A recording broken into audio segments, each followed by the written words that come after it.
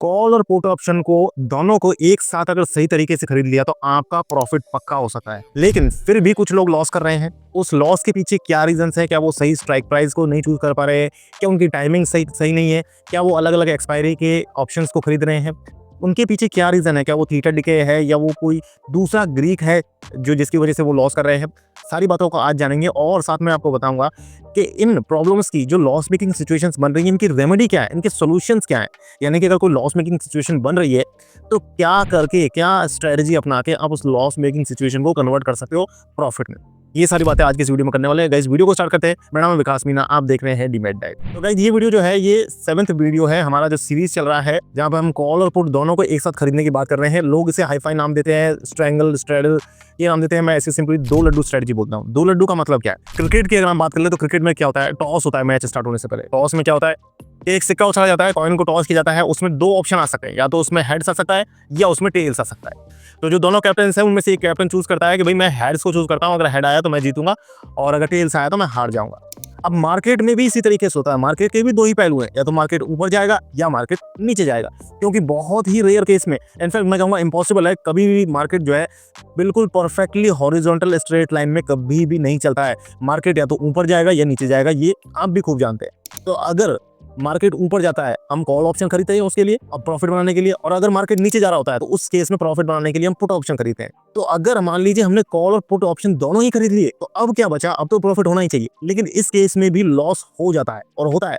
बहुत से लोगों को हुआ है, उसका रीजन है वो जेन्युइन है, लॉस होता है इस केस में भी, क्योंकि 4 ऐसे रीजंस हैं जिसकी वजह से आपने अगर उन चीजों को ध्यान नहीं दिया, उनके सॉल्यूशंस नहीं लगाए, स्ट्रेटजी उनके अनुसार नहीं बनाई है, तो आपको दोनों कॉल और पुट दोनों को खरीदने पर भी लॉस हो जाएगा। अब इन चार पॉइंट्स के बारे में ही आज का ये पूरा वीडियो रहने वाला है। बहुत ही इंपॉर्टेंट, बहुत ही केयरफुल वीडियो है। ये 4 रीजंस क्या है, इन 4 रीजंस की रेमेडी क्या है, मतलब अगर इन 4 रीजंस में से कोई एक सिचुएशन बन रही है उस केस में क्या आपको एडिशनल एफर्ट लगाने हैं कॉल और पुट दोनों को खरीदने के साथ में। कॉल और पुट तो हम खरीद रहे हैं, इस सीरीज में हम स्ट्रेडल और स्ट्रैंगल की ही बात कर रहे हैं, लेकिन इन 4 में से अगर कोई प्रॉब्लम आ रही है तो उसका सोल्यूशन आपको एडिशनली वहां पर लगाना होगा। तो वो हम आज की इस वीडियो में बात करने वाले हैं। सबसे पहला जो रीजन है आप कॉल और पुट एक साथ खरीदते हो फिर भी लॉस होता है उसका, वो है आप रॉन्ग स्ट्राइक प्राइस सेलेक्ट कर रहे हो।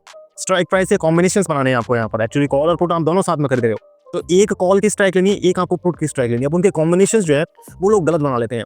मैंने आपको पिछले वीडियो में बताया था कि स्ट्रेडल जो है वो एक पायदान है, और मैंने आपको ये भी बताया था कि स्ट्रैंगल जो है वो एक नो एंट्री जोन है। स्ट्रेडल पायदान क्यों है मैंने आपको एग्जांपल के साथ पिछली वीडियो में बताया था। ब्रीफ में मैं आपको समझा देता हूँ, क्योंकि कुछ लोग नए हम इसी वीडियो में जुड़े हुए हो सकते हैं। बाकी पिछली वीडियो का मैं लिंक आपको एंड स्क्रीन पर दूंगा, आप जाकर के इस वीडियो के बाद उसे जरूर वॉच आउट करना, क्योंकि सही स्ट्राइक प्राइस सेलेक्ट करना ही सबसे इंपॉर्टेंट गेम है। ये आपने समझ लिया तो आप ये मान लो कि आपने 50% से ज्यादा की बाजी आप जीत चुके हो।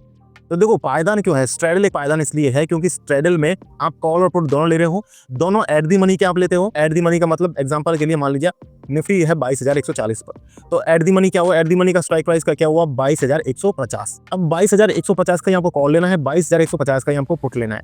तो इसका मतलब क्या हुआ, इसका मतलब ये अगर आप 22,150 का कॉल ले रहे हो तो आप ये व्यू है आपका कि मार्केट 22,150 से ऊपर जाएगा। वहीं साथ में आप पुट भी ले रहे हो 22,150 का, तो आपका व्यू से ये भी बन रहा है कि मार्केट 22,150 से नीचे जाएगा।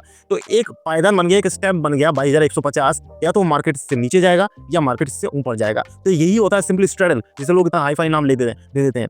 तो यहाँ पर सिंपली क्या, दो लड्डू स्ट्रेटजी ये है कि आप एक हाथ में कॉल और आपकी एक हाथ में पुट, यानी कि चित भी आपकी और पट भी आपकी। तुम चाहे टॉस जीते पर कोई भी हिस्सा है, जीत आपकी होनी चाहिए। तो इसमें टेक्निकलिटीज आती है जिनके बारे में हम डिस्कस कर रहे हैं। स्ट्रेडल तो हमने समझ लिया, अब स्ट्रैंगल क्या होता है। लोग हाई-फाई नाम ले रहे हैं, मैं कह रहा हूँ सिंपल स्ट्रेडल का एक कर्व ध्यान रखो, वी शेप है, वी शेप को ध्यान रखना है। साथ में एक नो एंट्री जोन है। स्ट्रैंगल का मतलब एक नो एंट्री जोन आप क्रिएट कर रहे हो। नो एंट्री जोन आप कैसे क्रिएट कर रहे हो आप समझो। इसमें कॉम्बिनेशन जो बनता है स्ट्राइक प्राइस का वो इस तरीके से बनता है कि आप जो एट दी मनी है उससे सेम डिफरेंस ऊपर का एक कॉल ऑप्शन लेते हो और उससे सेम डिफरेंस नीचे का एक पुट ऑप्शन लेते हो। एग्जांपल के लिए मान लीजिए निफ्टी 22,140 पर है, आप ले रहे हो 22,450 का कॉल ऑप्शन, साथ में आप ले रहे हो 21,850 का पुट ऑप्शन। तो आपने एक जोन क्रिएट कर दिया कि मार्केट इस जोन के अंदर नहीं आएगा, क्योंकि जब आप 22,450 का कॉल ले रहे हो तो उसका मतलब आप ये सोच करके चल रहे हो मार्केट 22,450 से ऊपर जाएगा। साथ में आप पुट ऑप्शन ले रहे हो 21,850 का, तो आप ये भी मान रहे हो कि मार्केट 21,850 से नीचे ही रहने वाला है। तो इस एंट्री जोन के अंदर, इस नो एंट्री जोन के अंदर मार्केट नहीं आएगा। इस तरीके से आप स्ट्रैंगल में नो एंट्री जोन क्रिएट करते हो और वी शेप इसका रहता है। अब सिंपल है, ये मैंने ब्रीफ में बताया क्योंकि कुछ लोग नए होंगे। अब मैं आपको बताता हूँ कि अगर आप स्ट्राइक प्राइस सही सेलेक्ट नहीं करते हो तो होता क्या है। देखो, कॉल और पुट जब आप दोनों एक साथ ले रहे हो तो आपको पता है मार्केट तो एक ही साइड जाएगा, या तो कॉल साइड जाएगा ऊपर जाएगा या पुट साइड जाएगा नीचे साइड। तो आपको एक साइड से प्रॉफिट होता है, एक साइड से लॉस होता है। लेकिन जब आप कॉम्बिनेशन सही नहीं बनाते हो तो जो आपका लॉस हो रहा है वो ज्यादा हो जाता है और जो आपका प्रॉफिट हो रहा है वो कम हो जाता है। इसलिए कॉम्बिनेशन सही बनाना जरूरी है। इसमें कुछ चीजें आपको ध्यान रखनी चाहिए। इसमें एक तो आप जब भी एट दी मनी स्ट्रैडल जब भी बना रहे हो, आप तो स्ट्रैडल का सिर्फ एक ही कॉम्बिनेशन प्रैक्टिकली पॉसिबल होता है। थ्योरेटिकली बन जाते हैं, इन द मनी के अलग अलग बन जाते हैं, लेकिन मैंने आपको स्ट्रैडल की डेफिनेशन में बता रखा है कि आपको यहाँ पर जो है वो स्ट्राइक प्राइस सेम रखनी होती है कॉल और पुट की। तो स्ट्राइक प्राइस अगर आप सेम रखोगे तो स्ट्रैडल एक ही बनेगा एट दी मनी में, वो स्ट्रैडल बनेगा एट दी मनी का। जो मैंने आपको बताया, बाइजर 150 का कॉल लो, बाइजर 150 का पुट लो। थ्योरेटिकली आप अगर आप स्ट्राइक प्राइसेस चेंज करते हो एक्सपायरी सेम रखते हुए तो आप कर सकते हो। इन द मनी के अलग अलग ऑप्शंस आपको बन जाएंगे। इन द मनी का पुट ले लो थोड़ा सा ऊपर, इन द मनी का थोड़ा सा नीचे का आप कॉल ले लो। तो इस तरीके से आप कर सकते हो अलग अलग स्ट्राइक प्राइसेस के कॉम्बिनेशन, लेकिन वो थ्योरेटिकली।